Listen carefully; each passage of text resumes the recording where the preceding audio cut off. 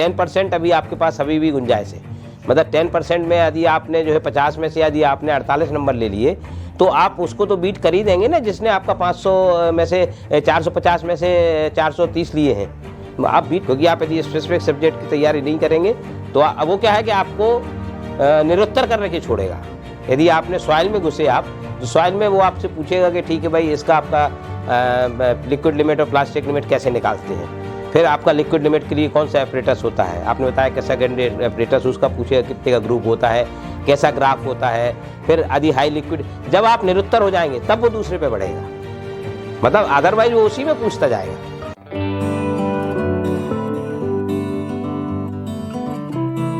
आप सभी को यहाँ तक पहुँचने के लिए बहुत बहुत बधाइयाँ। अब आप ऐसे मुकाम पर पहुँच गए हैं कि जहाँ 3 में से 1 कैंडिडेट को सिलेक्ट होना है।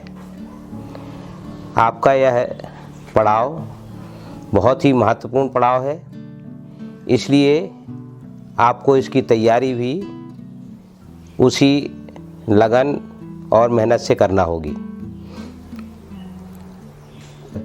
मैं अभी तक करीब 5000 लोगों के इंटरव्यू ले चुका हूँ, हर स्तर के अधिकारियों के, कर्मचारियों के, सब इंजीनियर से लेकर के चीफ इंजीनियर तक के लिए, और पीएससी के भी इंटरव्यू लिए हैं। तो इस सब के आधार पर मैं आप लोगों को कुछ टिप्स देना चाहूँगा जो कि आपको आपके इंटरव्यू के समय काफ़ी मदद करेंगे। मैं पहली बात ये आपको बता दूं कि इंटरव्यू देना एक कला है।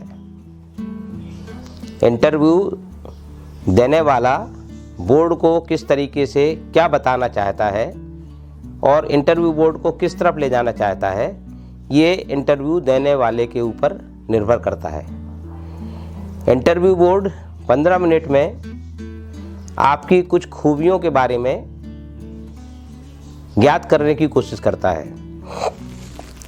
पहला तो ये कि आप कितने कॉन्फिडेंट हैं, आप कितना झूठ बोल रहे हैं, आप कितना सच बोल रहे हैं, आप किसी सब्जेक्ट के बारे में कितनी उथली जानकारी रखते हैं या कितनी डीप जानकारी रखते हैं। इंटरव्यू बोर्ड 15 मिनट में केवल यही एसेस करता है और उसी के आधार पर आपकी मार्किंग होती है, चाहे वो टेक्निकल फील्ड हो या जनरल आपका नॉलेज का फील्ड हो या आपका जो साइकोलॉजिस्ट बैठता है उसका फील्ड हो।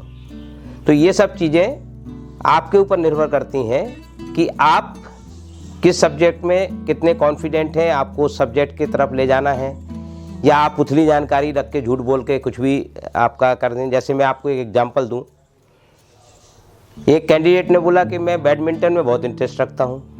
ठीक है, आप बैडमिंटन में इंटरेस्ट यदि रखते हैं तो आपको बैडमिंटन कोर्ट की साइज़ पता होना चाहिए, उसकी बैक गैलरी कितनी होती है, साइड गैलरी कितनी होती है, शटल का वेट कितना होता है, नेट की हाइट कितनी होती है, काउंटिंग कैसी होती है। मतलब ये पूरी जानकारी आपको होना चाहिए।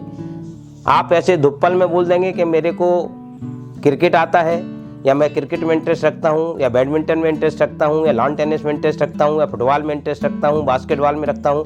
आप जहाँ ले जाना चाहें उसको ले जाइए, लेकिन जहाँ आप इंटरव्यू बोर्ड को ले जाइए उस फील्ड में आपको पूरी जानकारी होना चाहिए। उसमें आप चाहे झूठ बोलिए, कोई दिक्कत नहीं है।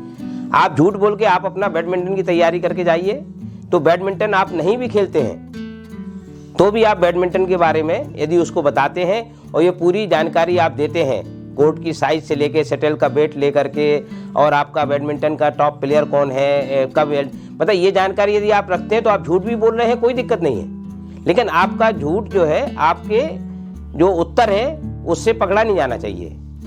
तो आपको तैयारी अच्छे से करना है, जिस सब्जेक्ट की भी तैयारी करें अच्छे से करें, कॉन्फिडेंट होकर जाएं। अब आपका 3 में से 1 सिलेक्ट होने वाले कैंडिडेट है, ये आपका रिटन के नंबर और इंटरव्यू के नंबर दोनों जोड़े भी जाएंगे। तो इसलिए रिटन में आपने क्या किया है वो आपको शायद मालूम होगा। तो यू कैन हैव योर आपका जो है written assessment with you and आपका प्रिपेयर फॉर बेस्ट। मैं पीएससी का टॉपर हूँ 1979 का, और मैं आपको बताऊं रिटन में भी और इंटरव्यू में भी दोनों भी बहुत अच्छा किया था, तभी टॉप कर पाया था।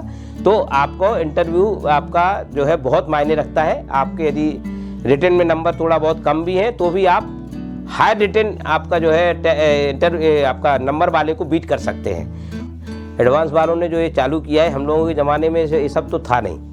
ये आपके पास बहुत बड़ी अपॉर्चुनिटी है जो आपको मॉकड्रिल इंटरव्यू की आपका करने का मौका मिल रहा है और आपको एक्सपर्ट के सामने जाने का मौका मिल रहा है, जो वास्तव में कई बोर्डों में बैठ चुके हैं और कई आपका जो है इंटरव्यू ले चुके हैं।